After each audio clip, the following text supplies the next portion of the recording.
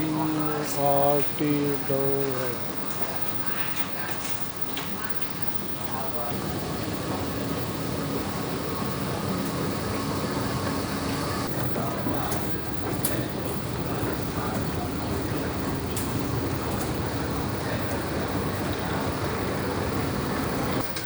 ਭਾਈ ਪੈਸੇ ਪੂਸੇ ਦੇ।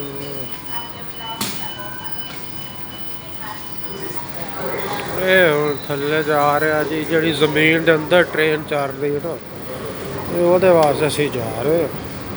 ਜ਼ਮੀਨ ਦੇ ਅੰਦਰ ਟ੍ਰੇਨ ਚੱਲਦੀ ਆ, ਜ਼ਮੀਨ ਦੇ ਅੰਦਰ ਟ੍ਰੇਨ ਚੱਲਦੀ ਹੈ ਭਾਈ ਜੀ।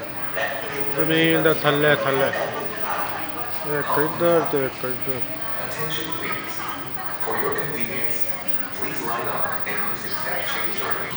ਆ ਟ੍ਰੇਨ ਆ ਗਈ ਜਿਹੜੀ ਜ਼ਮੀਨ ਦੇ ਅੰਦਰ ਚੱਲਦੀ ਹੈ ਜੀ।